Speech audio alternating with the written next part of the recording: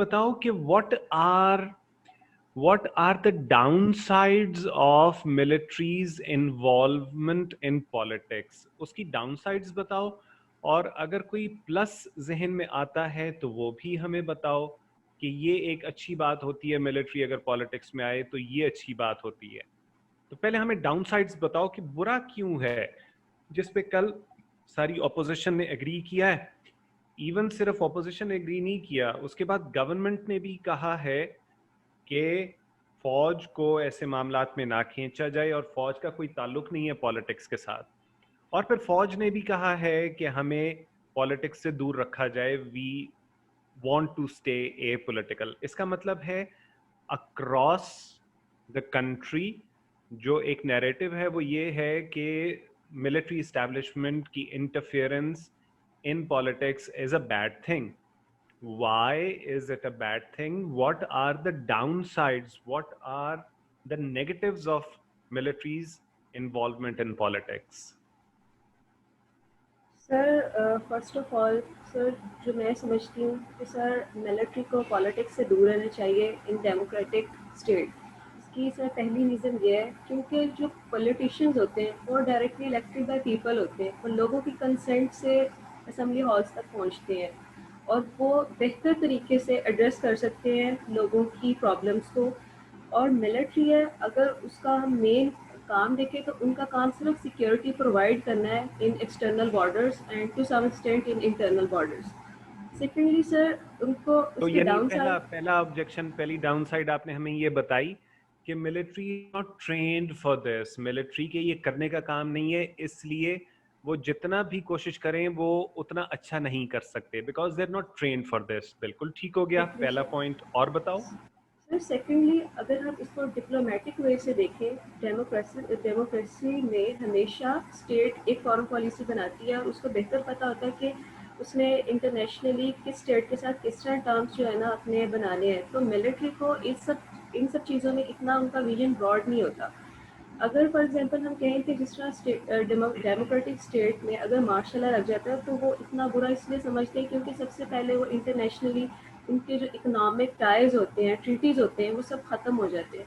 तो मिलिट्री के इम्पोज होने से हमारे बहुत सारे इकोनॉमिक टाइज जो है ना वो ख़त्म हो जाते हैं। तो इसलिए भी मिलिट्री को इतनी ज़्यादा इंटरवेंशन नहीं करनी चाहिए ऐसे मैटर्स में। चलो गुड हो गया। सेकंड पॉइंट आपने ये बताया कि क्योंकि, और ये हमारी क्लास में पहले डिस्कस हो चुका है कि जो फॉरेन पॉलिसी हुआ करती है it is a reflection of our domestic policies. हम डोमेस्टिकली अगर we are an agricultural country और हम क्रॉप्स ग्रो करते हैं और उस उन क्रॉप्स की मार्केट जिन नेबरिंग कंट्रीज में होगी, हम उन नेबरिंग कंट्रीज पे ज्यादा इन्वेस्ट करना चाहेंगे, उनके साथ रिलेशनशिप्स को ज्यादा कल्टीवेट करना चाहेंगे। तो this is something which a representative of the masses या a person who has his roots in the masses, he or she can know this better कि ग्राउंड रियलिटीज क्या हैं, आपकी इकोनॉमी किन चीज़ों से अफेक्ट होती है पॉजिटिवली या नेगेटिवली, और वही प्रोजेक्ट होंगी आपकी फॉरेन पॉलिसीज में। इसलिए फॉरेन पॉलिसी मेकिंग में जो सिविलियन रिप्रेजेंटेटिव्स होते हैं, डेमोक्रेटिक रिप्रेजेंटेटिव्स होते हैं, दे आर बेटर प्लेस्ड। मोर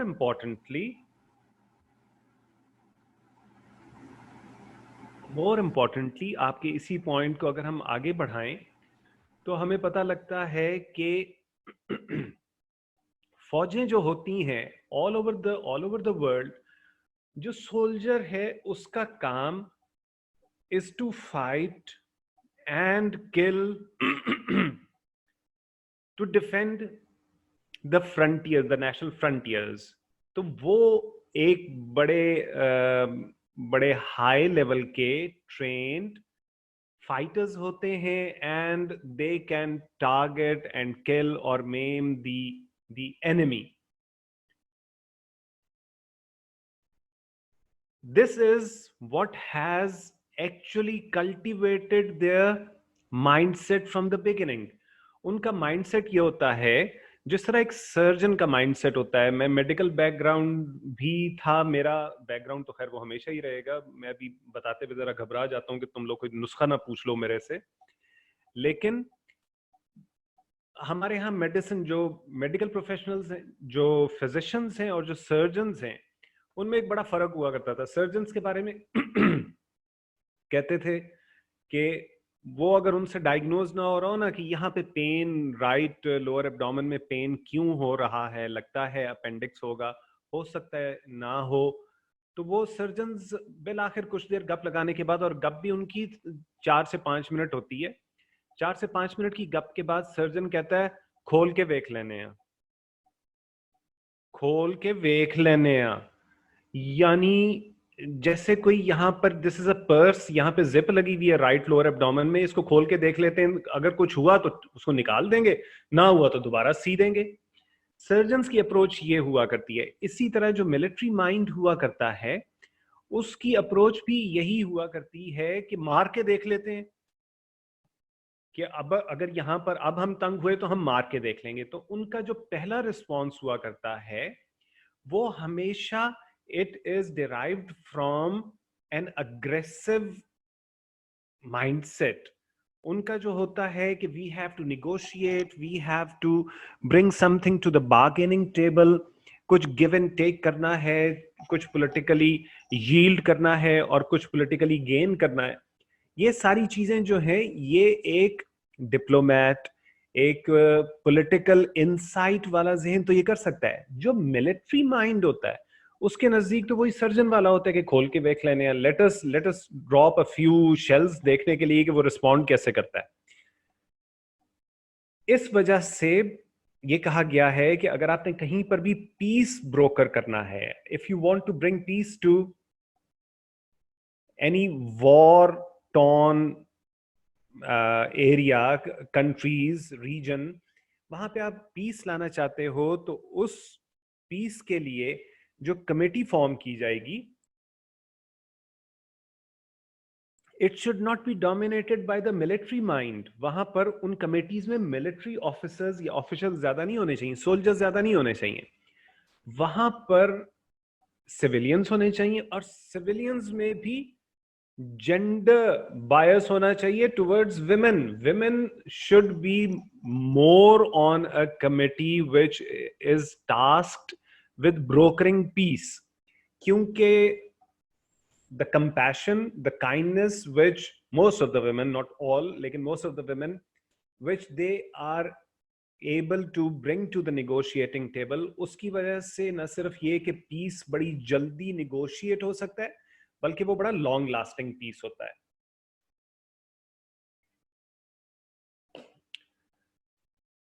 तो अगर आपने डिप्लोमेसी करनी है, अगर आपने पीस ब्रोकर करना है, तो उसके लिए आपको सिविलियन माइंडसेट चाहिए होता है.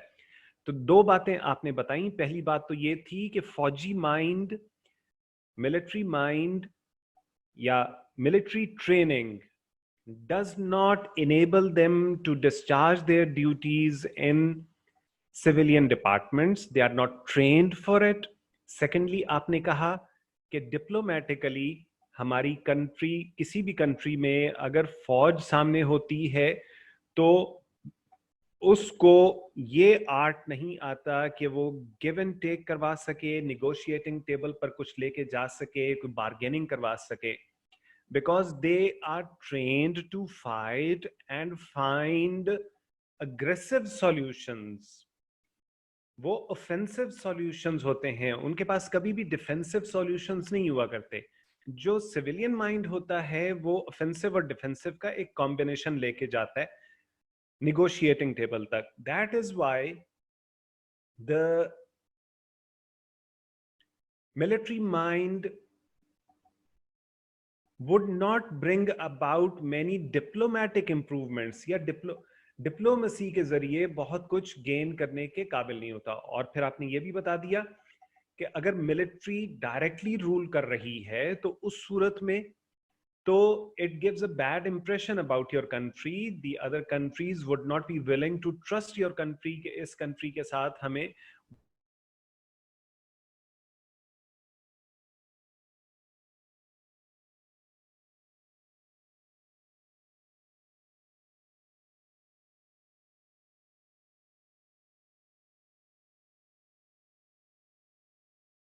there a problem with internet connection?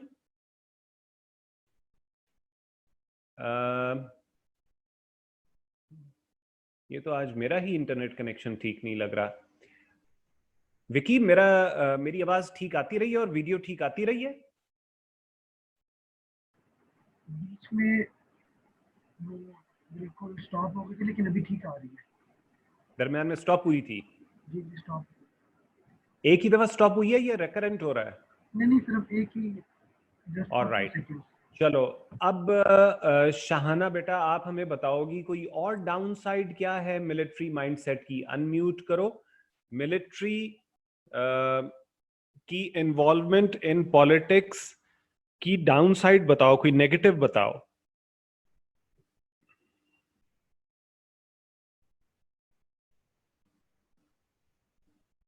Unmute करो.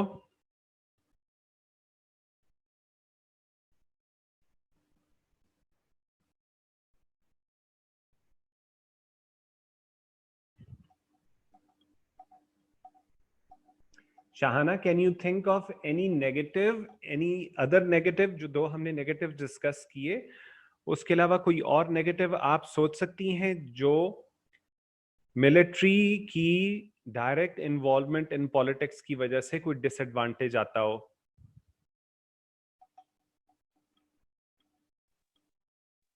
Yes, sir. जी बेटा. Sir, we have discussed.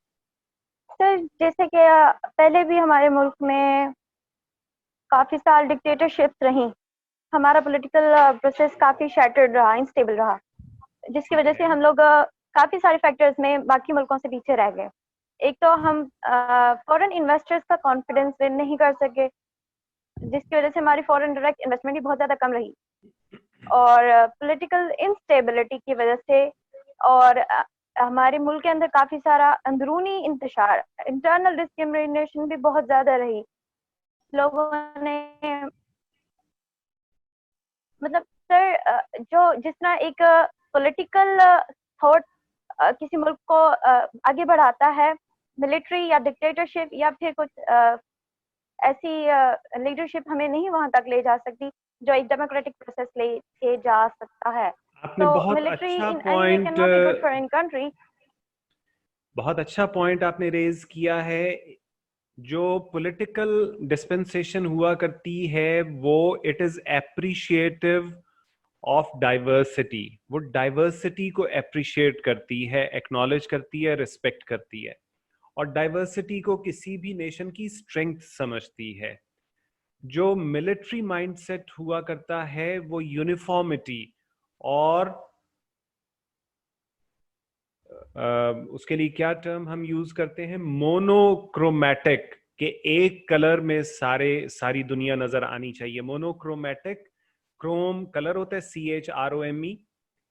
तो मोनोक्रोमैटिक आपको विजन पूरी नेशन का नजर आना चाहिए. पूरी नेशन एक ही तरह से सोचे, बोले, बाल बनाए, गाने गाए, एक ही तरह के नाम रखे, एक ही तरह की ड्रेसिंग हो, एक ही जानवर पसंद करती हो, एक ही पौधा और फूल पसंद करती हो. This is how a military mind is brought up. तो military mind is always apprehensive of diversity. जो पॉलिटिकल माइंड हुआ करता है और जो पार्लियामेंट हुआ करती है, it is always acknowledging and respecting diversity. तो इस वजह से मिलिट्री की इन्वॉल्वमेंट इन पॉलिटिक्स की वजह से there are more forces, the forces which are divisive. जो डिविसिव फोर्सेस होती हैं, जो फ्रिक्शन कॉज करने वाली फोर्सेस होती हैं, वो ज्यादा स्ट्रांग हो जाती हैं, क्योंकि हमारे पास यूनिफाइंग फोर्स हमेशा वो होगी जो डाइवर्सिटी को एप्रिशिएट करे और रिस्पेक्ट करे. If a force is not appreciative and respectful towards diversity, it will end up deepening the fissures, deepening the divisions in the society. तो ये एक बात बिल्कुल ठीक है. जो आपकी पहली बात है उसमें मैं थोड़ी सी, जो पहली बात आपने की थी वो ये थी कि फॉरेन डायरेक्ट इन्वेस्टमेंट जो है वो पॉलिटिकल इंस्टेबिलिटी की वजह से भागती है. That is a golden rule. इसमें तो कोई दो राय हो ही नहीं सकती कि पॉलिटिकल इंस्टेबिलिटी होगी तो फॉरेन डायरेक्ट इन्वेस्टमेंट मुल्क की तरफ मुड़ के नहीं देखेगी. ये तो एक पक्की बात है. लेकिन हमारी हिस्ट्री ये बताती है कि जब मिलिट्री रूल आ जाता है तो फॉरेन इन्वेस्टर्स को ये मैसेज जाता है कि now there is going to be stability for 4 to 5 years. Military rule आ गया है, ये कहीं जाने वाला नहीं है. जैसे ही सिविलियन रूल आता है तो political instability, धरनास, long marches, multi party conferences कि आज गवर्नमेंट गई, दूसरे दिन गवर्नमेंट गई. मुशर्रफ के 9 साल में किसी ने नहीं कहा था कि गवर्नमेंट आज जा रही है. ज़िया के 11 साल में किसी ने नहीं कहा था कि ज़िया जाने वाला है. वो तो अल्लाह ताला ने हमारी सुनी. तो कोई ऐसी मूवमेंट हमें होती नजर नहीं आई जिसमें हमें ये फीलिंग हो कि पॉलिटिकली ये अनस्टेबल हो रहा है मुल्क. ठीक है. तो yes, it is true कि foreign investment is always scared of political instability, but also the truth is कि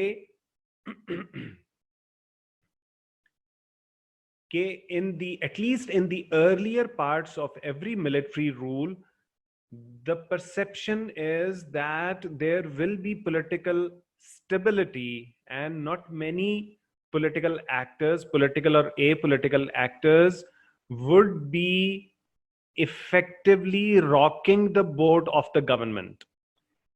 That is a message which, और ये भी एक फैक्टर रहा है जिसकी वजह से थोड़े से इकोनॉमिक इंडिकेटर्स, ये मेजर फैक्टर नहीं था, लेकिन इकोनॉमिक इंडिकेटर्स जो फौजियों के दौरों में, जो मार्शल लॉज में और मिलिट्री रूल्स में इकोनॉमिक इंडिकेटर्स बेहतर रहे, उसमें एक ये फैक्टर भी था कि दे न्यू कि their investment would be secure and the polity would not be rocked bye political turmoil. तो इन द लेटर पार्ट जब फिर वो हो जाता है, फिर आपने देखा जो Musharraf towards the end of मुशर्रफ्स rule, जिस तरह एक वकला की तहरीक चल रही थी और इंस्टेबिलिटी, पॉलिटिकल इंस्टेबिलिटी थी. टुवर्ड्स द लेटर पार्ट जब एक डिक्टेटर के जाने का टाइम आ रहा होता है तो पॉलिटिकल इंस्टेबिलिटी हुआ करती है. ज़िया दौर में भी ज़िया को अपने हाथों की के लगाए हुए पौधे को, जो पार्लियामेंट या मजलिस शूरा की शक्ल में जिसका बीज उसने बोया था, उसको, उसी पौधे को जड़ से उखाड़ के फेंकना पड़ा. Towards the and they have political turmoil. Ayub दौर के एंड में मुजाहरे हो रहे थे जिसमें अयूब कुत्ता किनारे लग रहे थे. याहिया दौर का एंड जो है वो मुल्क को ही दो लख्त करने पर खत्म हुआ. तो in the initial period, yes, there is a semblance of political stability. Actually, it is not political stability. It is more of a condition of shock. जिस तरह हम शॉक में चले जाते हैं और हम कुछ करने की सलाहियत खो देते हैं, हम उस तरह की nations after military takeovers they go into shock. और उस शॉक को ये कहा जाता है कि अब स्टेबिलिटी आ गई है, कि हम रिस्पॉन्ड करने की सलाहियत कुछ सालों के लिए हमारी से मुराद आम पब्लिक की जो रिस्पॉन्ड करने की सलाहियत है वो कुछ सालों के लिए खत्म हो जाती है. चलो, गुड पॉइंट हो गया. आप कुछ और बताना चाहती हो?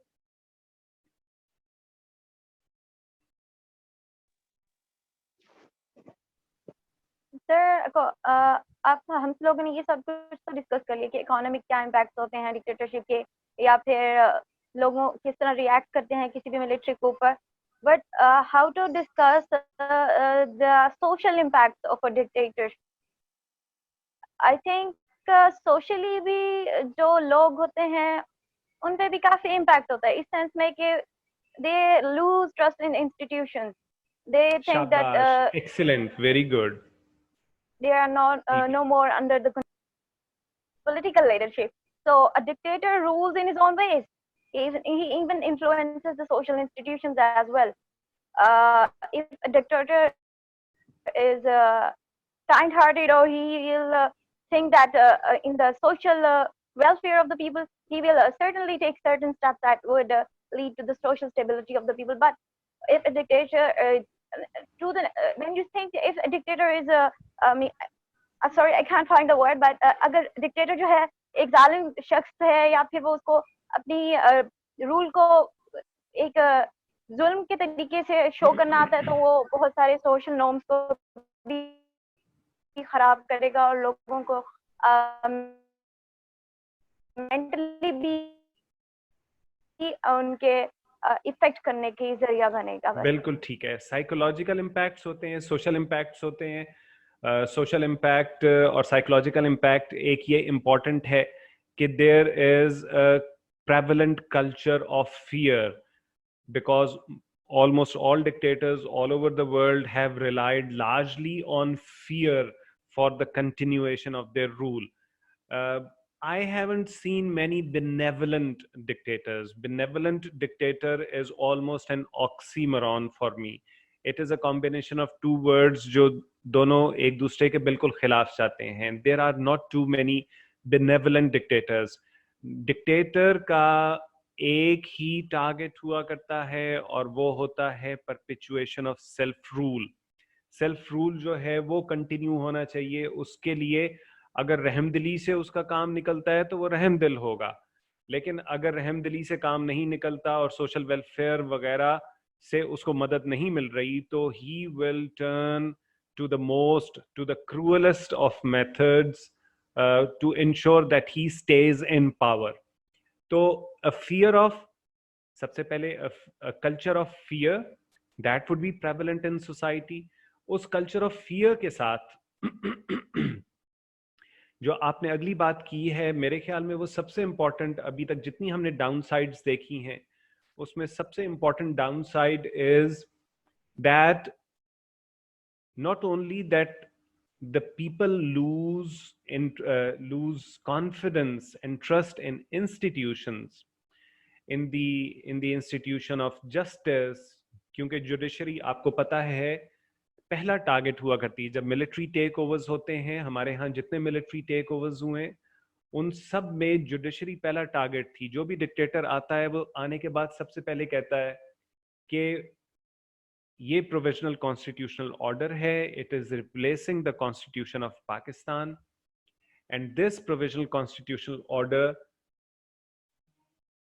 will be effective from the first day the dictator takes over, and all of the judiciary is required to take oath, a fresh oath of allegiance or loyalty to the PCO provisional constitutional order के under जितनी judiciary होती है वो अहद करती है, एक oath लेती है. That oath actually is violative of their earlier oath. Their first oath is of loyalty to the Constitution of 1973. They let go of that oath. They go back on their promise of allegiance to that oath.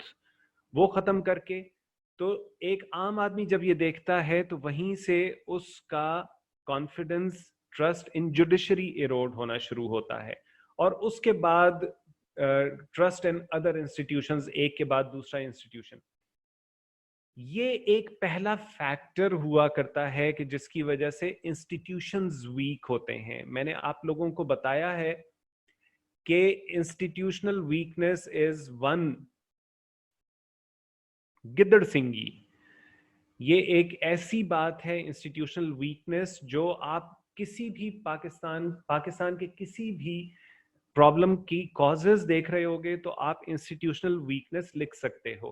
तो institutional weakness किस वजह से होती है, ये important बात है कि जब मिलिट्री टेक ओवर्स होते हैं तो people start losing their trust and confidence in institutions. Institutions rely heavily on the confidence of the people. Institutions rely heavily on the confidence of people. When people do not have confidence in the institutions, their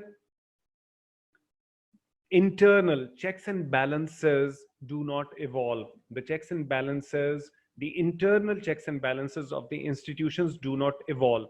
Those checks and balances are the guarantee of strengthening of institutions. तो institutions की weakness यहाँ से शुरू हो जाती है जहाँ पर people lose their trust or confidence in institutions. दूसरी बात ये है कि जब मिलिट्री टेक ओवर होता है तो पूरे मुल्क को ये बताया जाता है कि the only viable institution is the military, जिसमें कोई ऐसी शक की बात भी नहीं है. मिलिट्री एक बहरहाल हमारे 70 साल में एक वायबल इंटैक्ट इंस्टीट्यूशन के तौर पे मौजूद रहा है. हमें बहुत दफा नहीं पता लगा कि मिलिट्री में कोई ऑपोजिशन क्रिएट हुई हो और रिफ्ट हुआ हो और चंद कोर कमांडर्स एक साइड पे और दूसरे बाकी कोर कमांडर्स दूसरी साइड पे हो गए हो. हमें ऐसा कभी भी पता नहीं लगा. तो it is a viable institution, but the problem is कि दैट इंस्टीट्यूशन, जो अभी थोड़ी देर पहले हमें मरियम बता रही थी कि ये वाला जो इंस्टीट्यूशन है, it is not trained in the art of civilian governance.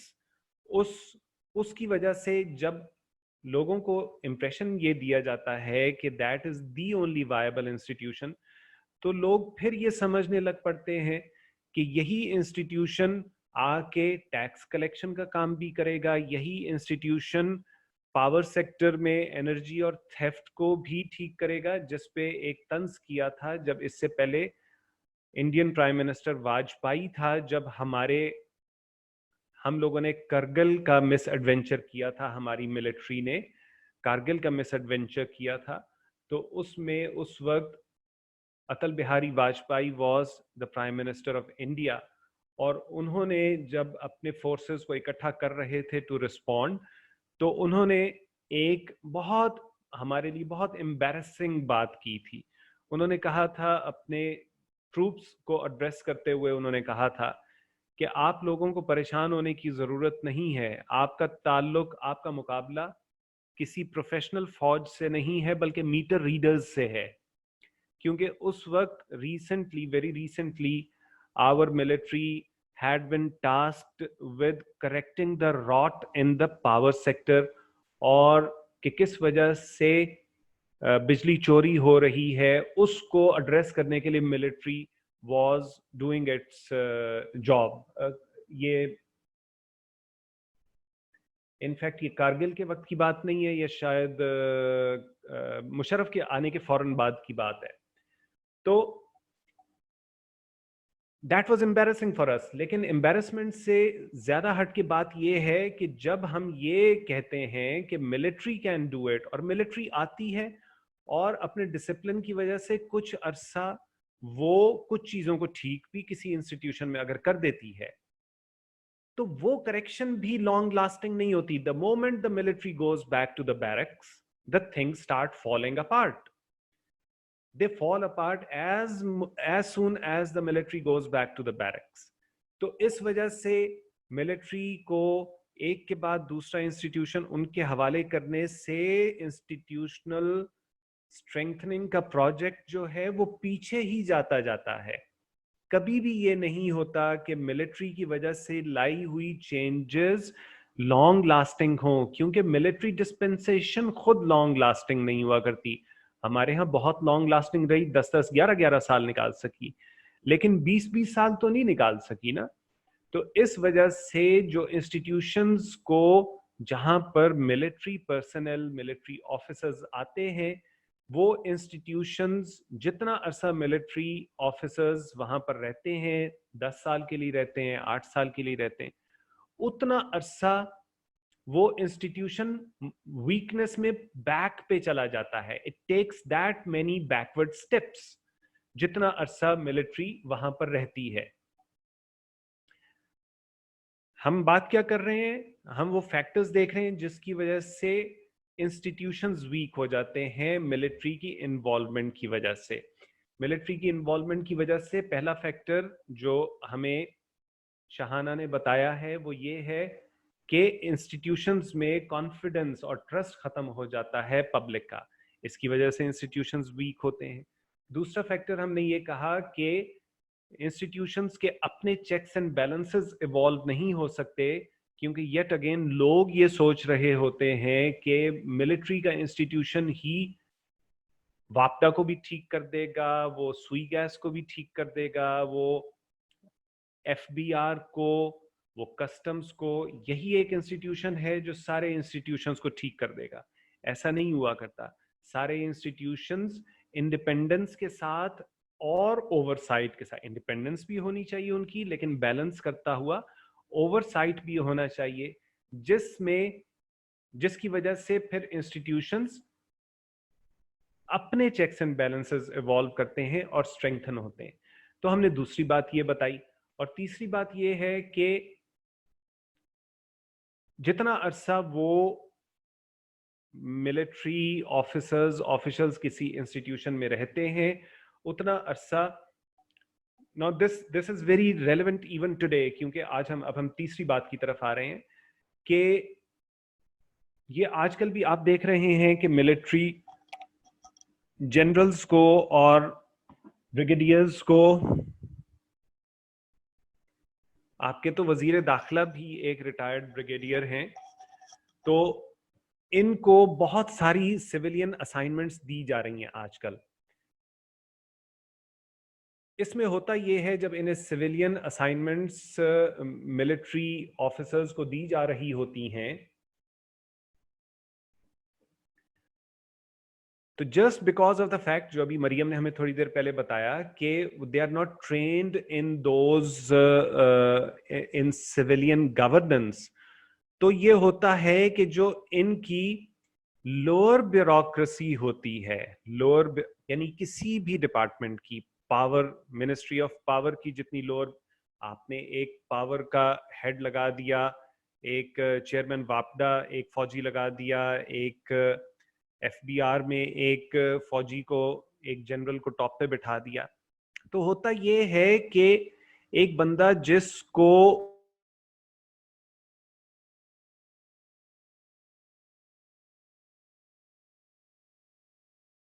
Mind set کیسے کیسے چکر چلا سکتا ہے انہیں یہ بھی نہیں پتا ہوتا. ان کو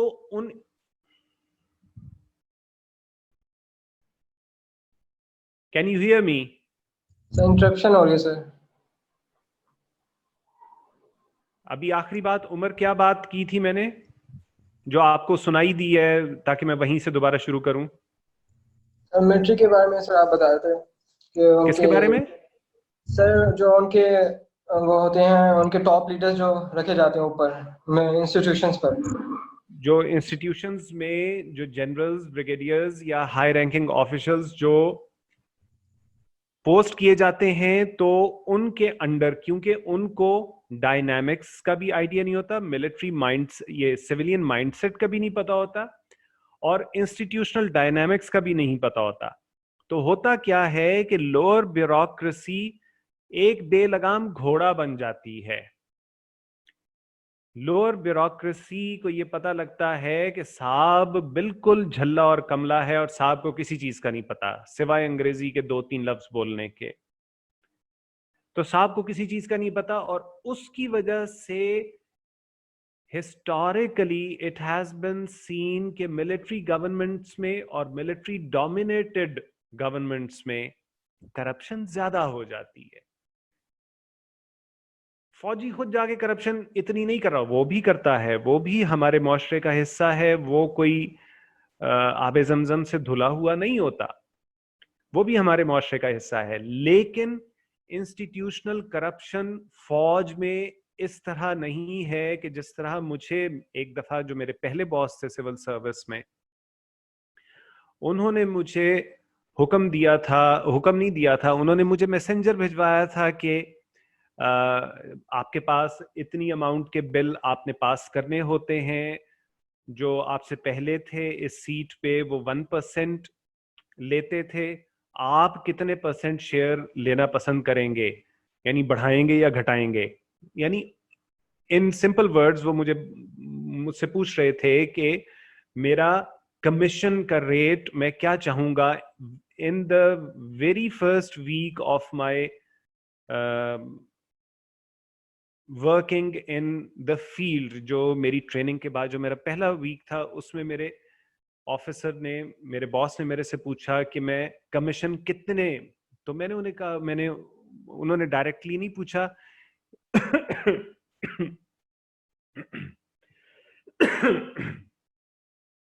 उन्होंने मेरे एक सबऑर्डिनेट को मेरे पास भेजा अपना हरकारा बना के। तो मैंने उन्हें कहा कि पोलाइटली कि जब मुझे जरूरत होगी मैं सर से खुद मांग लूंगा, आप मेहरबानी करो आप दोबारा ना आना मेरे पास, जब मुझे जरूरत होगी मैं सर से मांग लूंगा। तो उसने कहा नहीं सर, वो माशाल्लाह आपके पास अल्लाह का दिया बहुत कुछ है, हालांकि मेरी जेब में आज भी 10 रुपए नहीं होते, तो अल्लाह का दिया आपके पास बहुत कुछ है, लेकिन ये गर्मियों में ना वो सीनियर्स को आम शाम भेजने होते हैं, तो हम तो सिर्फ इसलिए कह रहे हैं, वो वरना तो मैंने कहा मैं आम जितने सीनियर्स को मैंने भेजने वो मैं भेज लूंगा, आप आपसे ही साहब को कह दें कि मैं उन्हीं से बात करूंगा।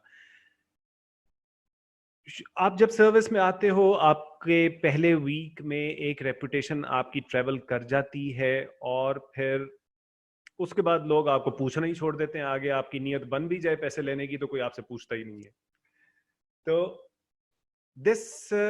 This is peculiar of civilian departments, ये सिविलियन डिपार्टमेंट्स में हुआ करता है।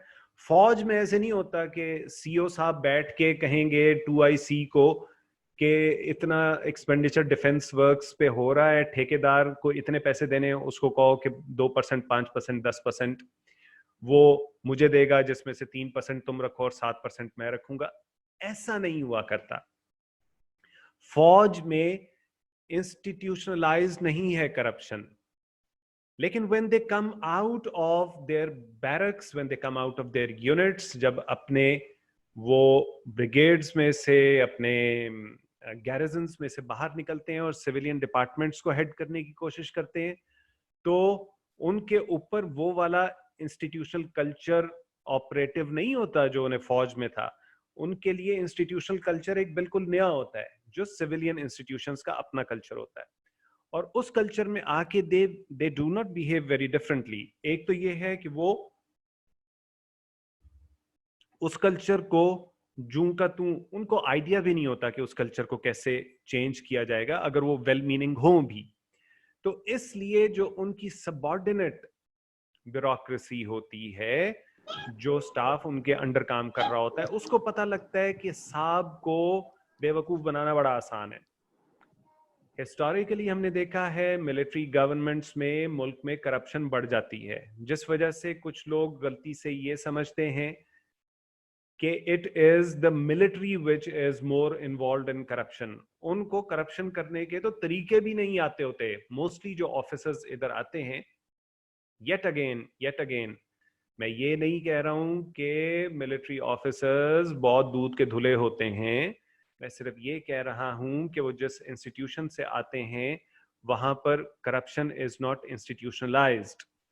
इसलिए वो जब यहाँ पे आते हैं तो उनको आइडिया भी नहीं हो पाता कि यहाँ एक सीनियर जो है वो जूनियर को पैगाम भिजवाता है कि आपने इतना शेयर उसको प्रोवाइड करना है। सो दैट इज वाई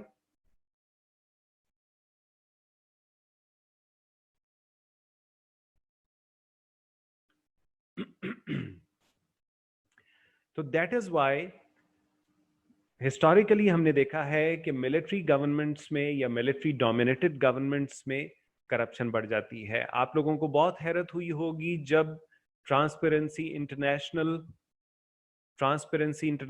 ने पिछले साल की जब रिपोर्ट अपनी दिखाई तो उसमें बताया गया था कि करप्शन को खत्म करने के लिए आई हुई इस गवर्नमेंट में करप्शन पिछली गवर्नमेंट के मुकाबले में बढ़ चुकी है, ये उन्होंने बताया था। आई डू नॉट बिलीव कि असद उमर कोई करप्ट आदमी है। I do not, majority of PTI, उन लोगों को तो अभी करप्शन का बहुत आइडिया भी नहीं था। एक माइनॉरिटी है जो खान साहब के बिल्कुल करीब हो गए, वो घाग थे, उन्हें पता था कि उन्होंने क्या कुछ लेना है, लेकिन मेजॉरिटी PTI की करप्ट नहीं थी।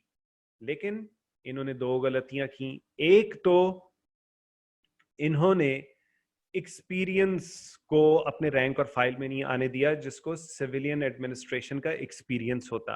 یہ لوگ جہاں جہاں پر گئے وہاں پہ لوگوں کو جو بیٹھے ہوئے گھاگ تھے انہیں شروع میں ہی پتہ لگ گیا کہ صاحب کو کچھ نہیں پتا. پھر دوسری غلطی انہوں نے یہ کی کہ ملٹری آفیسرز کو پوسٹ کرنا شروع کر دیا کہ یہ ڈپارٹمنٹس کو بہتر کریں گے. اس میں بھی وہی ہوا جس بات کو ہم تھوڑی دیر سے ڈسکس کر رہے ہیں کہ ملٹری آفیسرز کے بارے میں بڑی جلدی لوگوں کو پتہ لگ گیا کہ صاحب کو گراؤنڈ ریالٹیز کے بارے میں اور فیکٹس اور کلچر آف انسٹیٹیوشن کے بارے میں کچھ نہیں پتا. اس لیے کرپشن کا انڈیکیٹر اور سی پی آئی کرپشن پرسپشن انڈیکس پاکستان کا لوور ہوا اور سی پی آئی لوور ہونے کا مطلب ہے آن اے اسکیل آف 1 to 10 ہم 2s اور 3s میں ہی ہمیشہ سے رہے ہیں جب سے یہ سی پی آئی انٹروڈیوس ہوا ہے کوئی 15-20 سال پہلے. تو تب سے ہم 2s اور 3s میں ہی رہے ہیں. جتنا آپ 10 کی طرف ہوگے اتنا آپ بہتر ہوگے, یعنی لیس کرپشن ہوگی. جتنا آپ 0 کی طرف ہوگے اتنا زیادہ کرپشن ہوگی. تو سنس مشرف ٹائم جب سے یہ سی پی آئی کرپشن پرسپشن انڈیکس انٹروڈیوس ہوا ہے اور یہ ایویلویٹ کرتا ہے, تب سے ہم دیکھتے آ رہے ہیں کہ مشرف دور میں it kept on rising, Peoples party دور میں کم ہوا, نون لیگ کے دور میں اس سے بھی زیادہ کم ہوا. اور آئی ایم سوری میں الٹ کہہ رہا ہوں, یعنی کرپشن بڑھ رہی تھی مشرف دور میں, یعنی سی پی آئی کم ہو رہا تھا. پیپلز پارٹی دور میں وہ جو ہے اس پہ ہم امپروومنٹ ہونی شروع ہوئی. ہم 3 کو کراس کر گئے, 2.6 2.7 تک تھا مشرف دور میں. اس کے بعد پیپلز پارٹی دور میں وہ 3 کو کراس کیا اور نواز شریف دور میں وہ 3.67 تک چلا گیا. تو دیر واز ویزیبل امپروومنٹ. لیکن پی ٹی آئی کے آنے کے بعد سے انہوں نے 2-3 کام کیے جس کی وجہ سے it has again started dropping, اور ہماری پرسپشن آف کرپشن ہمارے ملک میں بڑھ رہا ہے. اس کی وجہ یہ ہے کہ instead of benefiting from the experience of people who have spent some time in civilian departments, in civilian administration, those who have experience, ان سے فائدہ اٹھانے کی جگہ ہم نے ان لوگوں کو those who did not have experience or those who were coming from an entirely different institution, that is the institution of military, وہ وہاں سے آ رہے تھے, ان کی وجہ سے ہم نے ان کے ذریعے انسٹیٹیوشنز کو رن کرنے کی, بہتر کرنے کی کوشش کی, جس کی وجہ سے it has ended up in enhancement of corruption. Corruption has increased in the past 2 or 2.5 years جب سے یہ گورنمنٹ in office ہے. So what are the downsides of military's involvement in politics? Number 1, ہم نے ابھی تک جو ڈاؤن سائڈز دیکھی ہیں, کون ان کو مشہود کرو گے, کوئی اس کو سم اپ کرو گے جو ابھی تک ہم نے ڈاؤن سائڈز دیکھی ہیں؟ سر سب سے بڑی بات تو وہی ہے کہ انسٹیٹیوٹ ویک ہو جاتے ہیں, اس کی وجہ سے پھر کرپشن بڑھ جاتی ہے اور عوام کا جو اعتماد ہے وہ بھی ختم ہو جاتا ہے. وہ پھر ایک ہی طرف دیکھ رہے ہوتے ہیں کہ یہی آ کے ہمارے جو ہیں مسئلے حل کریں گے. جب وہ نہیں ہوتے تو پھر وہ ان سے بھی مایوس ہو جاتے ہیں, پھر وہ دوبارہ سے اسی پولیٹیکل سائڈ پہ چلے جاتے ہیں کہ اب وہی آ کے, تو یہ مطلب کھیل اس طرح سے چلتا رہتا ہے پھر, اور اسٹیبلٹی نہیں آتی پاکستان میں. رائٹ. اور لوگوں کا اعتماد کم ہوتا ہے, انسٹیٹیوشنز ویک ہوتے ہیں. انسٹیٹیوشنز ویک ہونے کی وجہ internal checks and balances develop نہ ہو سکنا اور کرپشن کا بڑھ جانا. کرپشن بڑھنے کی وجہ سے بھی انسٹیٹیوشنز مزید ویک ہو جاتے ہیں. Any other downside any other person can think of? یہی والا ہاتھ دکھا دو جی. وکی. विकी के बाद अलमास हमें बताएंगी, पहले विकी बताए। जब आते हैं तो बेसिकली जब वो पावर, तुम्हारी आवाज नहीं आती है, हमेशा हल्की आवाज होती है।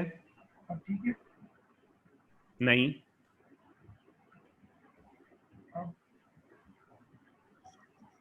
अब उत्तर देखो अभी तक तुम्हें वो, हाँ बोलो। मैंने कहा जो मिलिट्री रूल जब आता है तो बेसिकली जिन मीन से वो पावर को ग्रैब करते हैं वो लेजिटिमेट नहीं होते। आवाज कम है। अब ठीक है, मिलिट्री रूल जब आता है गवर्नमेंट में तो जिन मीन से वो पावर को ग्रैब करते हैं वो लेजिटिमेट मीन्स नहीं होते। तो इसीलिए जो मासेस होते हैं वो उनके दिल में एक मिलिट्री गवर्नमेंट के लिए कभी भी ओवरऑल मासेस के दिल में वो रिस्पेक्ट या वो sense of security, sense of connectivity नहीं होती, सेंस ऑफ लेजिटिमेसी नहीं होती जो कि एक civilian government sense of belongingness नहीं होती, सेंस ऑफ बिलोंगिंगनेस वो लैक कर रहे होते हैं। उसके अलावा जो मिलिट्री रूल होता है वो इलेक्टिव विल का कभी भी रिप्रेजेंटेटिव नहीं होता, वो सिर्फ एक सिंगल इंस्टीट्यूशन या यूं कहा जाए कि चंक ऑफ पीपल जो कि रूल करना चाह रहे हैं उनकी विल का रिप्रेजेंटेटिव होता है, तो वो कभी भी कलेक्टिव विल को रिप्रेजेंट नहीं करता। गुड। हम इसके लिए यानी अब हमें विकी ने ये बताया है कि हम अगर प्लसेस ऑफ डेमोक्रेसी सोच लें तो उसी में से हमको नेगेटिव्स ऑफ मिलिट्री रूल मिलना शुरू हो जाएंगे। प्लसेस ऑफ डेमोक्रेसी, डेमोक्रेसी का प्लस क्या है कि वहां पर कंसेंसस बेस्ड डिसीजन मेकिंग होती है, वहां पर फ्लोर ऑफ पार्लियामेंट पे भांत भांत के आइडियाज और भांत भांत के opinions they are taken into account, और जो डिसीजन मेकिंग हुआ करती है वो बाय एंड लार्ज रिप्रेजेंटेटिव हुआ करती है। रिप्रेजेंटेटिव होने का सबसे बड़ा फायदा ये होता है कि लोगों की ओनरशिप डेवलप हो जाती है, ऐसे डिसीजंस को लोग ओन करना शुरू कर देते हैं जिसमें उनकी विल को मुकद्दम समझा गया होता है। तो sense of ownership, sense of belongingness military rule के लिए इस वजह से भी नहीं होती। मिलिट्री रूल के लिए इस वजह से भी people do not consider themselves a part of the system because in their eyes military is ruling by fear, not by trying to bring about consensus। वो consensus लेकर नहीं आ रही होती। इसी आर्ग्यूमेंट को हम फर्दर एक्सटेंड करें तो हम कह सकते हैं कि जिस तरह हम डेमोक्रेसी के बारे में समझते हैं कि democracy is a self correcting system, वहां पर यही डायलॉग जो डिफरिंग ओपिनियंस को वैल्यू और वेट दे रहा होता है वही इस सिस्टम को इम्प्रूव करने की और करेक्ट करने की असल रूह है। The spirit behind correction of the system comes from the spirit of dialogue which is inherent to the democratic process and democratic dispensation. In democracies can improve themselves, they can correct themselves because they always believe in dialogue and new ideas, new inputs which are derived from the changing variables in society. As some things change in society, for example, if the society goes into a lockdown, only the representatives of the masses will know what psychological, emotional, economic and social challenges a common man is facing. A military mind is not trained because we cannot know about the psyche of the masses by reading books on psychology. We need to be in touch with a common man to be able to appreciate and understand what his compulsions are. तो इस वजह से जब हम देखते हैं कि democracies, they tend to correct, they are self-correcting systems, they tend to correct themselves. उसके अपोजिंग में हम ऑपोजिट में हम देखते हैं कि dictatorships they tend to ruin themselves. वो एक गलती करती हैं dictatorships and then they go on sticking to that mistake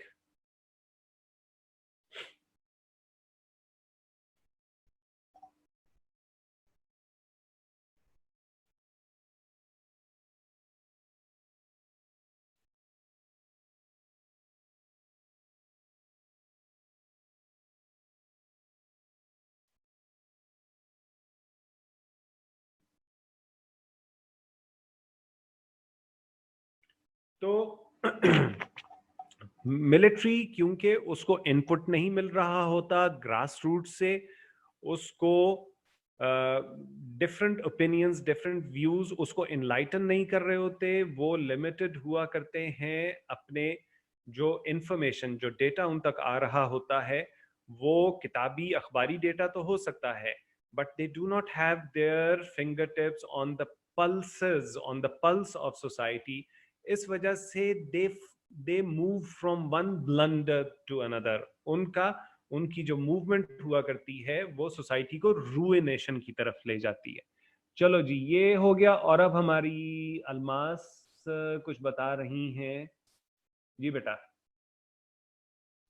G sir public welfare کے اتنے کام نہیں ہوتے, یعنی کہ ملکی ترقی کے لیے اتنے کام نہیں کیا جاتا ڈکٹیٹرشپ میں. سر وجہ کیا ہے, کیوں نہیں کیا جاتا؟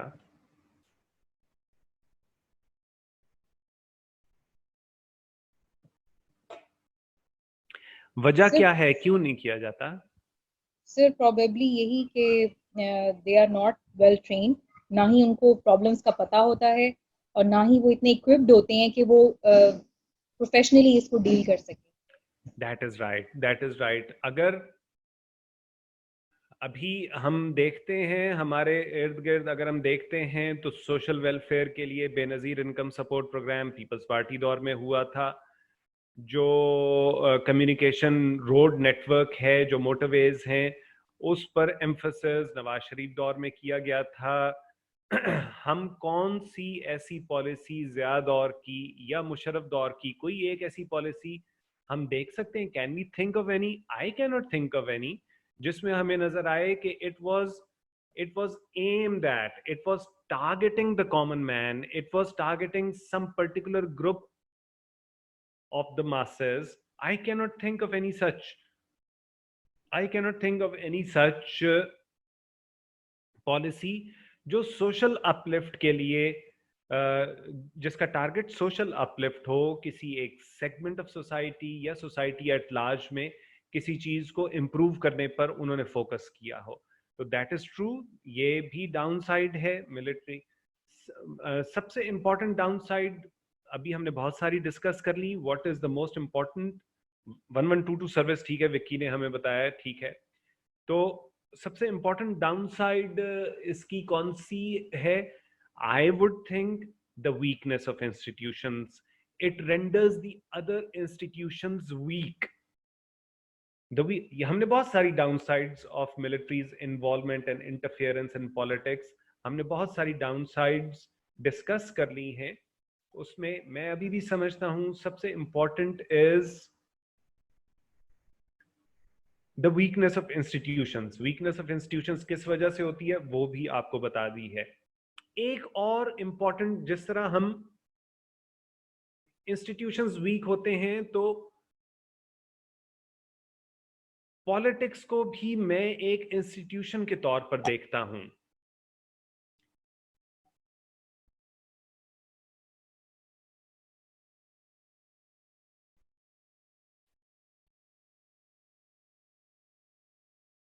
پالیٹکس کو بھی میں ایک انسٹیٹیوشن کے طور پر دیکھتا ہوں.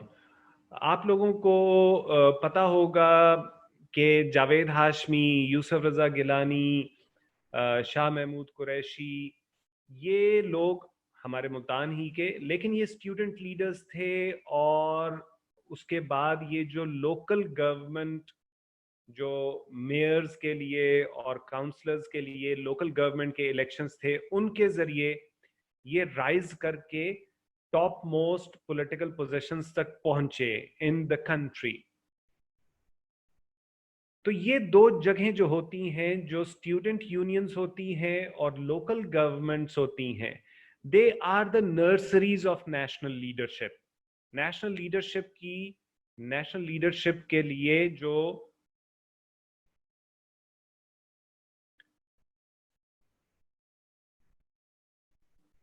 مٹیریل ہے وہ ہمیں ان نرسریز سے, یہ نرسریز اس مٹیریل کو پروڈیوس کرتی ہیں. ملٹری ڈکٹیٹرشپس ان دونوں نرسریز کو کرب کرتی ہیں اور ڈسکریج کرتی ہیں. ملٹری ڈکٹیٹرشپس، خیر اس پہ ہم تھوڑی سی گپ اور بھی لگا سکتے ہیں، کیونکہ ہسٹوریکلی ہمیں نظر آیا ہے کہ لوکل گورنمنٹس ملٹری ڈکٹیٹرشپس میں زیادہ ہمیں نظر آئی ہیں، لیکن ہم اس کو ایک اور اینگل سے دیکھتے ہیں. لوکل گورنمنٹس ملٹری ڈکٹیٹرشپس میں نظر ضرور آتی ہیں ہمیں، چاہے وہ ایوب دور ہو، ضیاء دور ہو یا مشرف دور ہو. لوکل گورنمنٹ کے الیکشنز بھی ہمیں نظر آ رہے تھے، لیکن لوکل گورنمنٹ موجود ہو اور اس میں سے لیڈرشپ نکل کے پروونشل یا نیشنل لیول تک نہ جا سکتی ہو، تو بھی وہ اتنا ہی نقصان دہ ہے جتنا اس صورت میں ہوگا کہ لوکل گورنمنٹ موجود ہی نہ ہو. تو وہ والی جو ڈکٹیٹرشپ کے دور کی جو لوکل گورنمنٹ اور پولیٹیشنز کی کھیپ تیار ہوتی ہے یا ہوئی تھی، it was interested more in loyalty to the dictator than to the service to the masses. تو ہمارے پاس یہ والی جو، جس کے لیے میں ایک ورڈ اگر یوز کر دوں اس کہانی پوری کو سمجھانے کے لیے، تو اس کو میں کہوں گا depoliticization of society. Depoliticization of society, یا سوسائٹی کو اے پولیٹیکل کر دینا. پولیٹیکل ڈائلاگ ختم ہو گیا، پولیٹیکل یونینز ختم ہو گئیں، اسٹوڈنٹ یونین نہیں ہے، ورکرز یونین نہیں ہے، لیبررز یونین نہیں ہے، ریلوے کی یونینز نہیں ہے. یہ یونینز ختم ہو جائیں اور لوکل گورنمنٹ کے انسٹیٹیوشن میں، لوکل گورنمنٹ کے ٹیئر کو ان ایفیکٹو کر دیا جائے. اس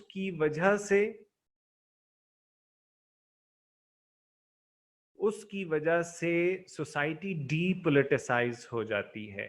پولیٹیکل پروسیسز کے بارے میں لوگوں کو آئیڈیا نہیں رہ جاتا.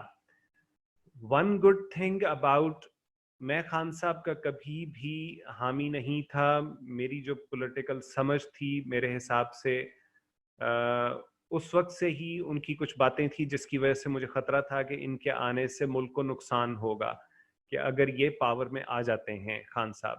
لیکن ایک چیز جس کو میں تھرو آؤٹ اپریشیٹ کرتا رہا وہ یہ تھی کہ مجھے یہ نظر آ رہا تھا کہ خان صاحب کی وجہ سے بہت سارا ایسا ایک بڑا سیگمنٹ آف سوسائٹی جو اس سے پہلے اے پولیٹیکل تھا، وہ پالیٹکس میں دلچسپی لینے لگا تھا اور پولیٹیکل پروسیس میں اپنا ویٹ ڈالنا شروع کر رہا تھا. That is always a good thing to happen to a country. جب اس میں especially youth political process کا حصہ بننے کے لیے تیار ہو تو وہ that is always a good thing. Political process کی جان ڈائلاگ ہوا کرتا ہے، ڈسکورس ہوا کرتا ہے. انفارچونیٹلی ہوا یہ کہ ہماری یوتھ کو، کیونکہ خان صاحب خود باقی تمام پولیٹیکل پارٹیز کو اور پولیٹیکل فورسز کو گالی دے رہے تھے، اس لیے جو خان صاحب کے فالوورز تھے انہوں نے بھی گالی دینے کو ہی پولیٹیکل پروسیس سمجھا اور ڈائلاگ کی اہمیت کا انہیں آئیڈیا نہ ہو سکا.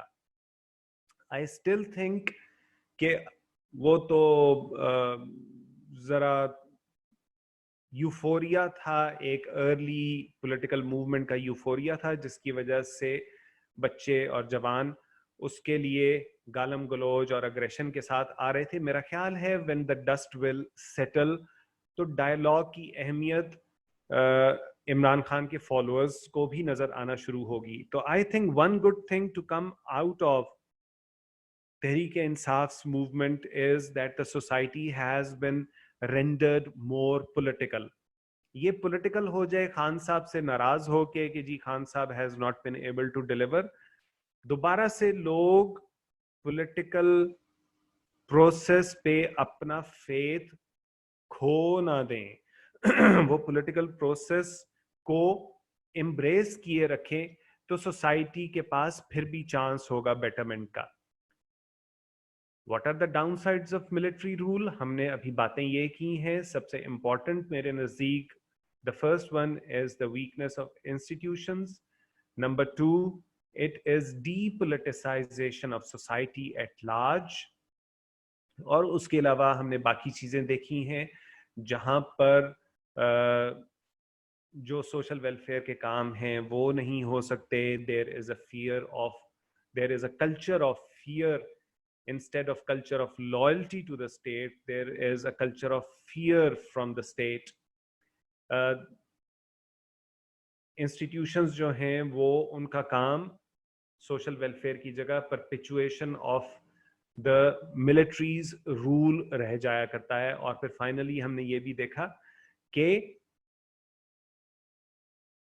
corruption does rise in military rules.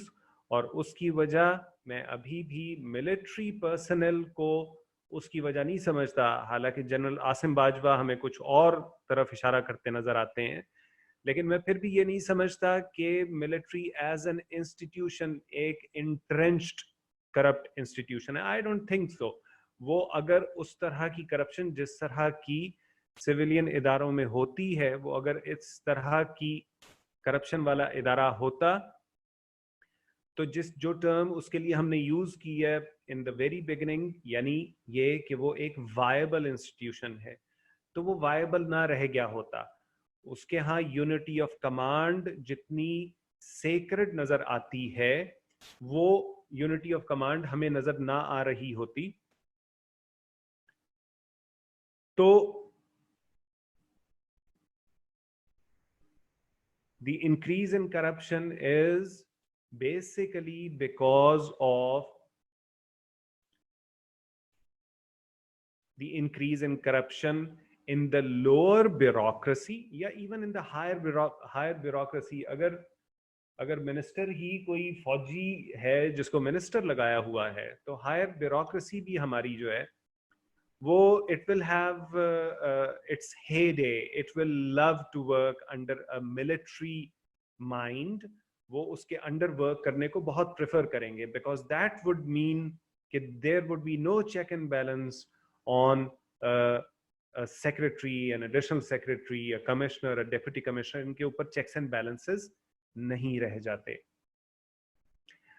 مریم نے ہم سے پوچھا ہے کہ کیا ہو سکتا ہے, how can we find a positive side of military intervention. ایک پازیٹیو سائڈ میں آپ کو آلریڈی بتا چکا ہوں اور میرے ذہن میں ویسے اس ایک کے علاوہ کوئی ہے بھی نہیں, کہ انیشل پیریڈ میں in the initial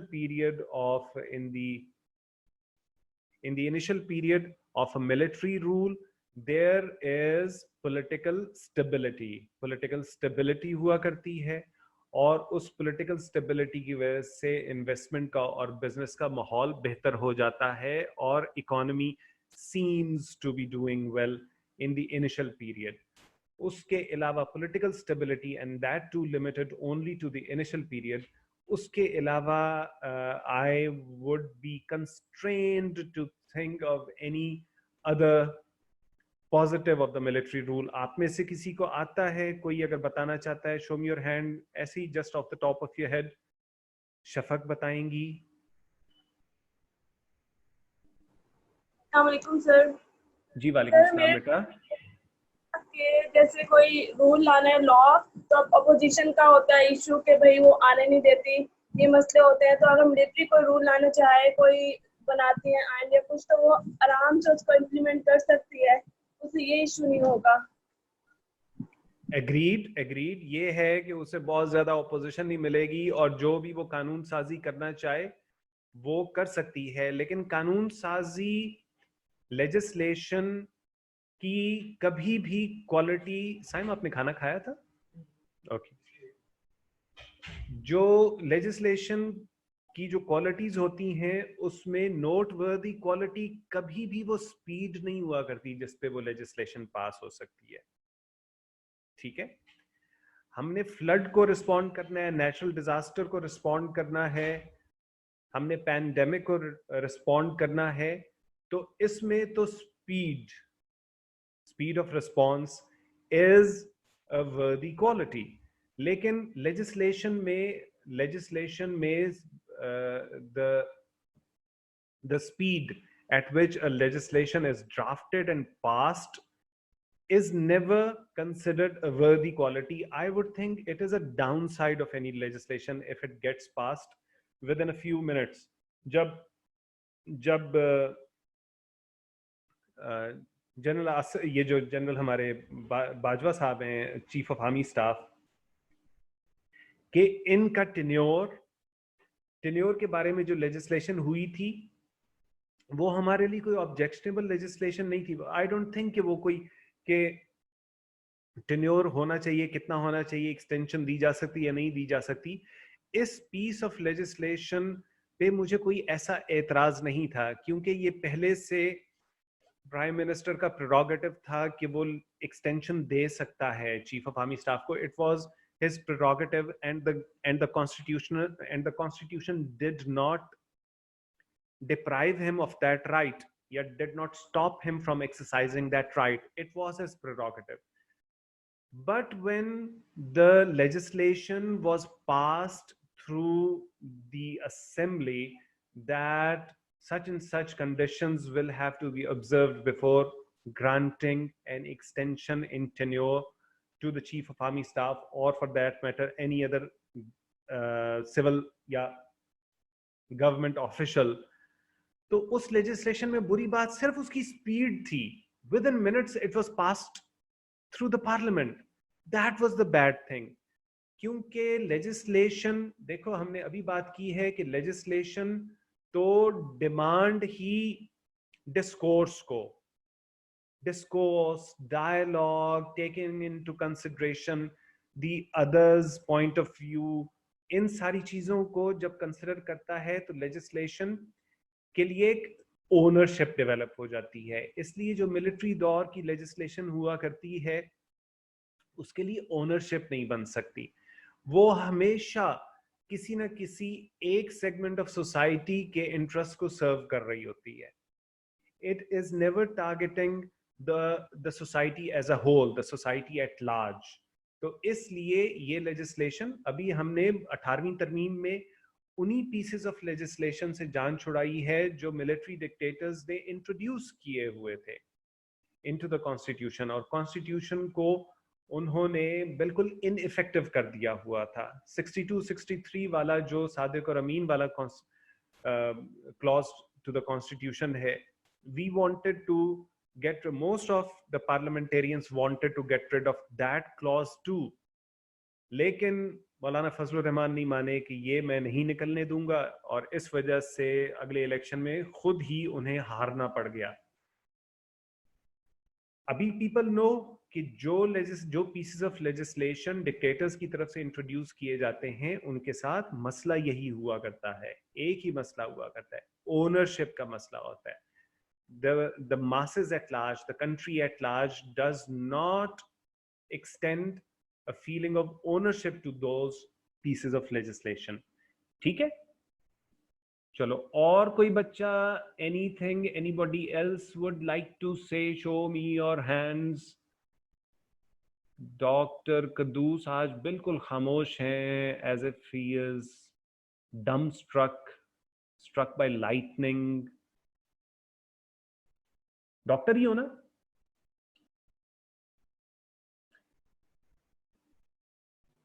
ji sir. बताओ क्या कहते हो, और कोई हमें पॉजिटिव या नेगेटिव ऑफ मिलिट्री रूल नजर आता है? सर वैसे जो मुशर्रफ का एरा था सर, उसमें उसने इरिगेशन डिपार्टमेंट में काम किया था कि ये खाले और नहरें पक्की कराई थी उसने, और ये किच्ची किनाल का जो उसका प्रोजेक्ट था ये उसने शुरू कराया था, जो एक बलूचिस्तान के लिए काफ़ी हेल्पफुल होगा उनकी पब्लिक के लिए. और सर वो कम्युनिकेशन जो हमारी टेली कम्युनिकेशन है, वो केबल वगैरह भी वही लेके आया था, मीडिया को भी उसने आज़ादी दी थी. बेटा ये जो खालों और इसका जो काम था ना, उसका क्रेडिट मैं तो चौधरी बरादरान को देता हूँ, काफ लीग को, और इसी तरह 1122 का क्रेडिट भी काफ लीग को जाता है. It always has to be civilian जो ये काम करवा सकता है. खाले के बारे में एक जर्नैल को तो आप पूछो जरा किसी जर्नैल से, खाला क्या होता है? खाला का तो बता सकता है जर्नैल, क्योंकि वो शेर की खाला को जानता है, लेकिन वो खाले को तो जर्नैल तो उसको कभी it can not even occur to him. बहुत सारे जो ये वाला काम और ये वैसे it was something which had been happening at intervals. ये कोई ऐसा कोई इनिशिएटिव नहीं था जो उसके वक्त में लिया गया. ये हर कुछ अरसे बाद हर गवर्नमेंट को ये करना पड़ता है. तो यस, परवेज इलाही की गवर्नमेंट ने ये किए थे. जो टेलीकॉम वाला है वो it was already knocking at the door. There was no initiative by the Musharraf government, जिसको हम कहें.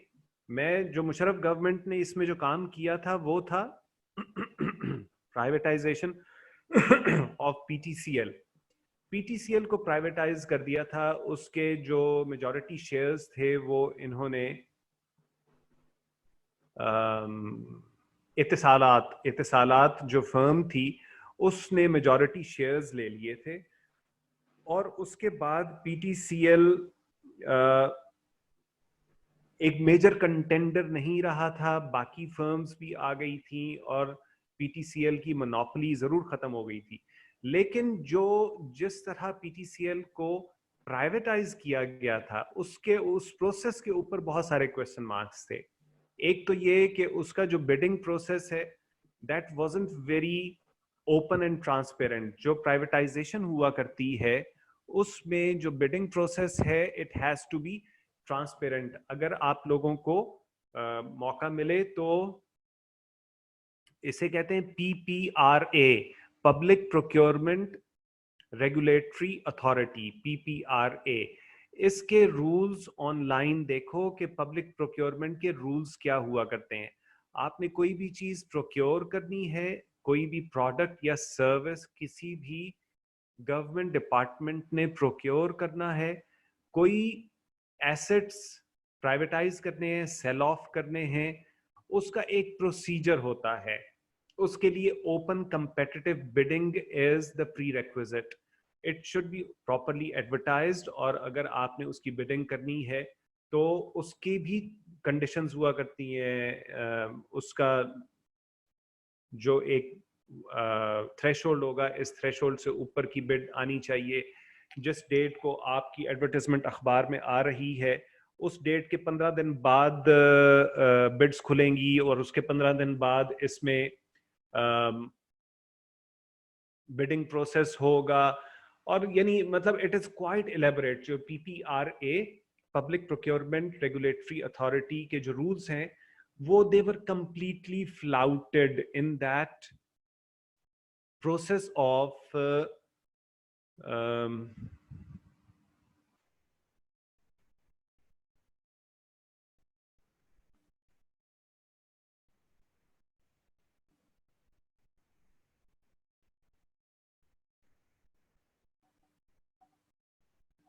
चलो मशहूर की तरफ अभी थोड़ी देर में आते हैं.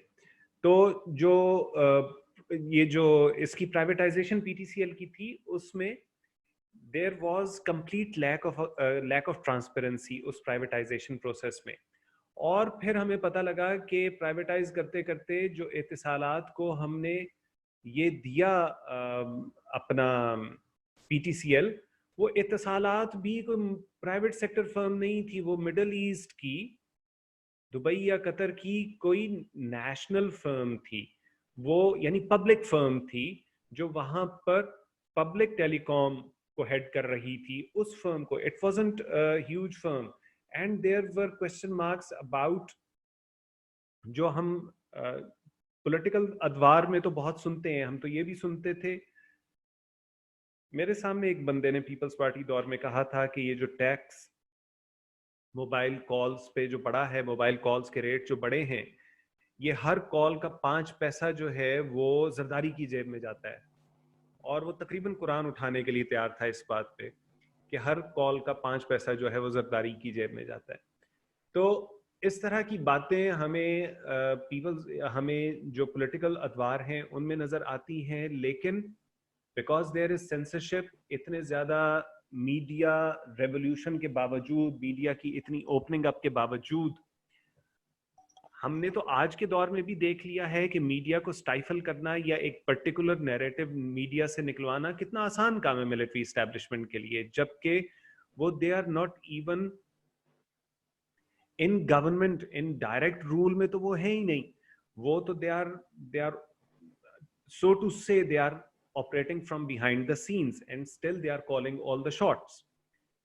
تو مشرف دور میں یس یہ دونوں چیزیں ہوئیں, آپ کا میڈیا اور آپ کا ٹیلی کام, ان دونوں کی ایکسپینشن ہوئی, but they were knocking at the door, they were knocking at the door already.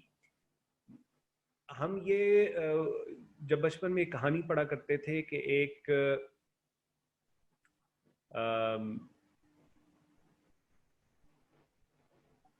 باپ نے کہا کہ مجھے بتاؤ, اپنے بیٹوں کو کہا کہ کوئی نیکی کا کام, تو ایک بیٹا آیا, اس نے بتایا کہ اس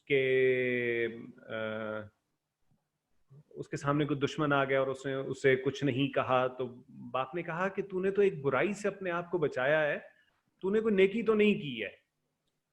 تو اگر ہم دیکھیں تو what they did was it was something inevitable on the cards, اور had these things happened during a democratic dispensation, یہی میڈیا ریولوشن, یہی I T tele com revolution, اگر یہ ڈیموکریٹک ڈسپنسیشن میں ہوتا تو وہ آج بھی ایف آئی اے اور نیب کے دھکے کھا رہے ہوتے, کہ جنہوں نے لائسنسز دیے ٹیلینور کو, جنہوں نے لائسنسز دیے اتصالات کو, اور جنہوں نے اے آر وائی اور جیو اور ان سب کو جو لائسنسز دیے تھے, وہ آج بھی دھکے کھا رہے ہوتے, اور انہیں نیب بتا رہی ہوتی کہ کس طرح اس میں فلاں منسٹر کے بارے میں ہمیں شک ہے, اور 25-30 سال اس میں آرام سے گزر جاتے کہ فلاں منسٹر کے بارے میں ہمیں شک ہے کہ 5 پیسے اس کی جیب میں بھی جا رہے ہوں گے. What they did was filled with questionable areas, جہاں پہ جن کے اوپر کوشچن مارکس تھے, اور اس کی وجہ سے did our yes it did create employment in our economy. جو ٹیلی کام کمپنیز ہیں ان میں بھی اور میڈیا میں بھی امپلائمنٹ ضرور کریٹ ہوئی. بند کراؤ, بند چل رہا ہے دیکھ. تو اس کے بجائے آپ جو گورنمنٹ سیکٹر, جو پولیٹیکل ڈسپنسیشن, سویلین رول کی اچیومنٹس ہیں, کبھی آپ ہمیں ان پر بھی کچھ بتائیں کہ کبھی انہوں نے کچھ کیا یا نہیں کیا. اس میں بھی جو آپ نے بتائی ہیں اس میں سے بھی میں نے ایک کا تو کہہ دیا کہ the credit goes to the کاف لیگ, پرویز الہی, چودھری برادران, ان کو کریڈٹ زیادہ جاتا تھا, اور وہ بھی کوئی ایسا کریٹو کام نہیں تھا جو اس سے پہلے نہیں ہوا تھا. اور یہ تو وہ کریڈٹ ہے جو مشرف نے خود بھی آج تک لینے کی کوشش نہیں کی. وہ تو ہمیشہ یہ کہتا ہے کہ میری اکانومی اتنی اچھی تھی کہ اس میں ہماری when I came to power in 99 تب اتنی گاڑیاں ہوا کرتی تھی روڈز پہ پر کلومیٹر, اور جب I left in 2007-8 تو تب اتنی گاڑیاں تھی, یعنی اتنی گاڑیاں میں نے بڑھا دی on the roads. So this is what he had, this is how unimaginative these people are, this is what he have in mind to boast of as an economic achievement. How come would it be considered an economic achievement کہ اتنی گاڑیوں سے بڑھا دی؟ سو اگر ہم یہ کہہ بھی دیں کہ چلو جی وہ انہوں نے یہ کچھ کام کیا بھی, تو کون سی ملٹری گورنمنٹ کی کون سی پرائیورٹی یا پریفرنس ہوتی ہے جو ان سے سوشل ویلفیئر کے کام کروا سکے؟ None at all, کبھی بھی نہیں ہوا کرتی. Military government is not concerned with social welfare. They are concerned only with perpetuation of self-rule. مشہود. یس سر, ایک پوائنٹ شاید مس ہو گیا, وہ یہ تھا کہ انٹرنیشنل پریشر جو ہوتا ہے نا اس کو ریزسٹ نہیں کر سکتا کوئی بھی ڈکٹیٹر. ایک ایگزامپل دی جاتی ہے مشرف کے دور کی, وہ 9/11 کی, کہ ایک فون کال پہ ہی وہ اس میں ہم شامل ہو گئے تھے وار اینڈ ٹیرر پہ, تو اس کی وجہ سے ہم نے نقصان اٹھایا تھا, اور اس میں ہم نہ بھی نہیں کر سکے ان کو. جی ہمیں یہ جب شروع میں مریم بات کر رہی تھی تو مریم نے بھی یہ کہا تھا کہ جو ہماری पॉलिसीज होती हैं डिप्लोमेटिक फ्रंट पे, जो हमारी फॉरेन पॉलिसीज और डिप्लोमेसी होती है वो बहुत फॉल्टी हुआ करती है. तो यस, हम एग्जैक्टली हमने मिसालों से तो ये बात नहीं कही, लेकिन दिस इज फॉर श्योर. सिर्फ मुशर्रफ दौर की involvement in war on terror wasn't the only issue, बल्कि जो ज़िया दौर की इन्वॉल्वमेंट इन अफगान वॉर है वो भी इशू थी बजाते खुद. अभी भी आपके आज भी बहुत सारे हिस्टोरियंस ये लिखते हैं कि he had no option, he had no choice because Soviet Union wanted to reach the warm waters. वही warm waters जिनको आज सीपेक के जरिए हम चाइना को जहां तक पहुंचा रहे हैं, मिन्नत तरला करके और नई ब्रिगेड क्रिएट करके. चाइना जो बजाते खुद एक माओइस्ट कम्युनिस्ट रियासत है, उसको हम मिन्नत करके और उनसे पैसे लेके और उनको अपीज करके और उनको एम्प्लॉयमेंट यहाँ दिलवा के और उनके लिए सुपर पावर्स और इंडिया की आंखों में आंखें डाल के हम वार्म वाटर्स तक पहुंचा रहे हैं. तो उस वक्त हमें यह बताया गया, और उसके बाद आज भी बहुत सारे हिस्टोरियंस ये बताते हैं कि जनरल ज़िया हमें सोवियत यूनियन को और कम्युनिज्म को वार्म वाटर्स तक पहुंचने से रोकना चाहता था. बीबी शहीद ये कहती थी कि बीबी का इंटरव्यू ऑनलाइन अभी भी पड़ा हुआ है यूट्यूब में, कि ये वाला जो इशू था ये एक पॉलिटिकल इशू था. अफगानिस्तान's invasion by the Soviet Union was a political issue and it needed to have a political solution. उसका पॉलिटिकल सॉल्यूशन लेने की जगह हमने उसके मिलिट्री सॉल्यूशन को, थोड़ी देर पहले मैंने ये बात की थी कि मिलिट्री माइंड जो है वो ऑफेंसिव सॉल्यूशंस ढूंढने की सलाहियत रखता है, वो पीसेबल सॉल्यूशंस ढूंढने की सलाहियत नहीं रखता. मिलिट्री माइंड, उसको कहा जाए कि आपने पीस ब्रोकर करना है या आपने give and take negotiating table पे करना है, तो वो उसका इंटायरली इनकेपेबल होगा. जो सिविलियन माइंडसेट होता है वो गिव एंड टेक कर सकता है, पॉलिटिक्स उसको समझ में आती है. तो बीबी उस वक्त भी ये कहा करती थी कि सोवियत यूनियन का इशू जो है वो एक पॉलिटिकल इशू है, it is not a military issue, और उसका मिलिट्री हल नहीं, उसका पॉलिटिकल हल.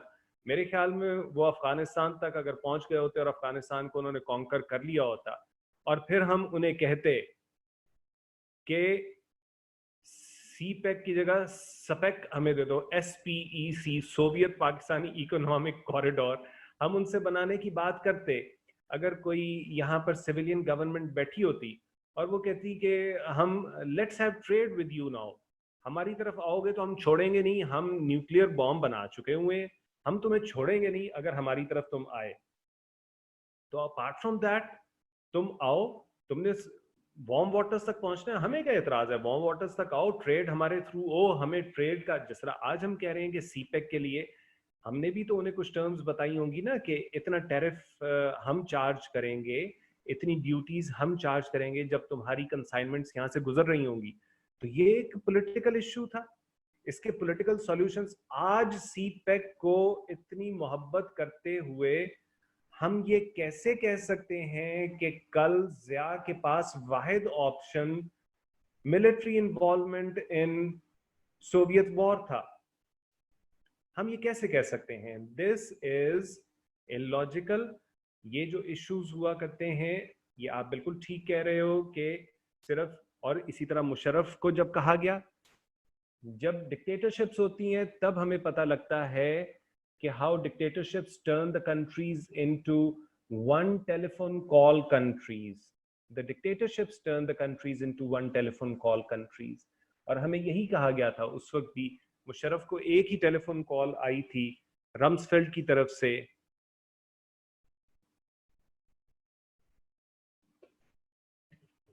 जिसमें उसे कहा गया था कि either you are with us और यू आर अगेंस्ट अस.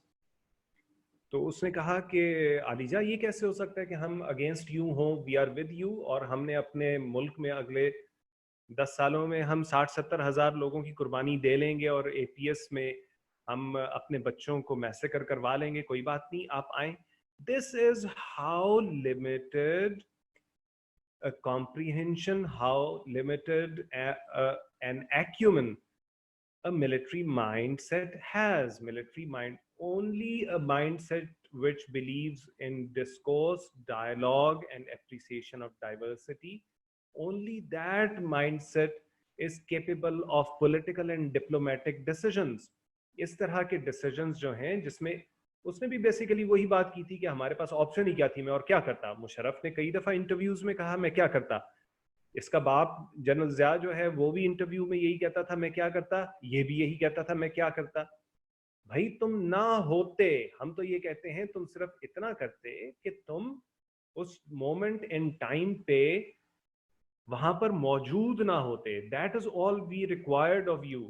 ہم لوگوں کو ڈیسیژن کرنے دیتے, مشہود اور وکی بیٹھ کے یہ ڈیسائیڈ کرتے, آپ لوگوں کے ریپرزینٹیٹیوز ہوتے, they would have come up with a solution جو لاسٹنگ سولوشن ہوتا. آپ نے آگ لگا دی ہے, اپنے ملک کو آگ میں جھونک دیا ہے, پہلے ایک بدبخت کی وجہ سے, جنرل ضیاء کی وجہ سے, پھر دوسرے بدبخت کی وجہ سے. ہمارا اپنا ملک جس آگ میں جل رہا ہے, only the generals, these generals who were ambitious, who wanted to be remembered as heads of states, heads of a state, they are responsible for the morass, they are responsible for the quagmire in which our country finds itself in. اور کوئی responsible نہیں ہے. ہمیں ان issues کے political solutions ڈھونڈنے کی ہمارے پاس پوری صلاحیت تھی جو انہوں نے ہمیں نہیں ڈھونڈنے دیے. So that is entirely correct. Politics کو ڈیفائن کیسے کیا جاتا ہے؟ وکی ایک پالیٹکس کی ڈیفینیشن میں بہت کہا کرتا ہوں, وہ کیا ہے؟ Politics is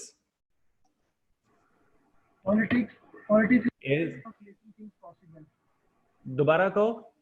Politics is the art of the possible. The art of the possible. Politics is the art of the possible. کہ ہمارے پاس کبھی بھی اگر کوئی یہ بات کر رہا ہے اور میرے پاس آپشن کیا تھی, اور مرو تم نے اور کسی بندے سے بات کی تھی جو تمہیں کوئی اور آپشن بتاتا. ہم جب بات کرنا چاہتے ہیں ہم تو 300 پلس کی اسمبلی میں بات کر رہے ہوتے ہیں اور 300 اور باتیں نکل آتی ہیں. یا نہ ہو تو اگر 20 پولیٹیکل پارٹیز اس 300 کی اسمبلی میں 20 پولیٹیکل پارٹیز ہیں تو ایٹ لیسٹ 20 نئی باتیں نکل آتی ہیں. تم ہمیں کہتے ہو کہ اور ہمارے پاس آپشن کیا تھی. پاسبلٹیز کا ڈومین ہے پالیٹکس. پالیٹکس آپ کو پاسبلٹیز دیتی ہے. ملٹری مائنڈ سیٹ گرے میں دیکھ ہی نہیں سکتا, وہ وائٹ اور بلیک میں دیکھتا ہے. گرے میں ساری پاسبلٹیز ہوا کرتی ہیں, وہ پالیٹکس کا ڈومین ہے. تم وہاں پہ جاتے نہیں اور پھر ہمیں کہتے ہو میرے پاس آپشن کوئی نہیں تھی. میرے بچے مر رہے ہیں, میرے بھائی جو جوان یونیفارم میں بھی مر رہے ہیں. میرے لیے my heart bleeds for those who lay down their lives for a cause which could have been avoided. یہ سارا massacre it could very well have been avoided, but we've gone through it because somebody at the helm of affairs said that he did not have another option. اس کے پاس اور کوئی choice نہیں تھی.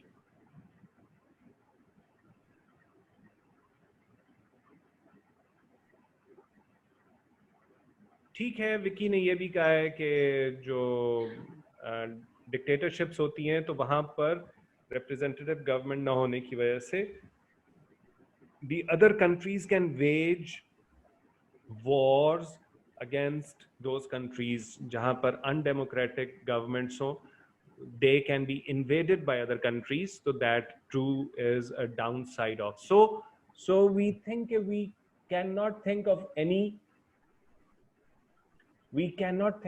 any positive. کسی بچے کا کوئی question who, raise your hand. کوئی بچہ کچھ پوچھنا چاہتا ہو. مریم فرید گپ لگانا چاہ رہی ہیں. مریم فرید کے بعد کوئی ہے جی؟ چلو مریم بتاؤ بیٹا. سر میں آپ سے بس ایک بات شیئر کرنا چاہتی ہوں سر میں ایکچولی ملٹری مائنڈ سیٹ سے نا بہت زیادہ اپسیٹ ہو گئی تھی. سر یہ ایم فل کی کلاس میں ہم صرف 9 اسٹوڈنٹس. کون سی کلاس میں؟ سر ایم فل کی کلاس میں ہم 9 اسٹوڈنٹس تھے اور ہمارے بیچ میں ایک میجر صاحب تھے جو ہمارے ساتھ ایم فل کر رہے تھے. تو سر ایک دفعہ میں نے ان سے ذکر کیا کہ آپ ملٹری ڈکٹیٹرشپ کے حق میں ہے یا ڈیموکریسی کی. ایٹ دیٹ ٹائم سر انہوں نے ایک ایسا اسٹیٹمنٹ بولی جس نے مجھے بڑا حیران کیا. انہوں نے بولا کہ you bloody civilians, I only know the language of boot and sticks. You bloody civilians only know the language of And sticks. دوبارہ سمجھو, دوبارہ ورڈ بولو. Knowledge language of. انہوں نے کہا کہ آپ bloody civilians صرف اور صرف نا بوٹ اور اسٹک کی لینگویج سمجھتے ہو. اچھا, بوٹ اینڈ اسٹکس. اچھا. یس. اور اس کے بعد سر ہمارا جب پلیجرزم رپورٹ آیا تو ان کا پورا تھیسس پلیجرائزڈ ہو گیا اور ہمارے ایچ او ڈی نے کہا کہ آپ بھی یہی لینگویج سمجھتے ہیں مسٹر میجر. تو اس کو نہیں دیا, ایم فل نہیں ہونے دی تھی؟ اور سر ابھی ریسنٹلی پلیجرزم رپورٹ آئی ہے اور ان کا پورا پلیجرائزڈ ہو گیا اور ایچ او ڈی نے بولا کہ آپ کی انگریزی تو بہت اچھی ہے لیکن آپ کا تھیسس اچھا نہیں تھا. آپ کے ایچ او ڈی کا نام بھی بڑا اچھا ہے میرے خیال میں. کیا نام ہے ان کا؟ ان کا نام ہے عمر فاروق زین. میں یہی کہہ رہا تھا نا, میرا ہم نام ہے نا, وہ اس لیے اس نے نہیں ہونے دیا. جی سر, میرے سپروائزر بھی وہی ہیں. اچھا, عمر فاروق زین صاحب کو میرا سلام کہنا. He is a good friend of mine. تو وہ یہ کر سکتے ہیں. اور مطلب یو بلڈی سویلینز, مجھے تو نہیں سمجھ آتی کہ most of them are born to civilians. مجھے نہیں سمجھ آتی if you have civilian parents تو آپ ایسی بات آپ کیسے کر سکتے ہو. بٹ دیکھو یہی ہے کہ جو ایکیومن کم ہوا کرتا ہے جن لوگوں کا, وہی گالیاں دے کر بات کرتے ہیں. مجھے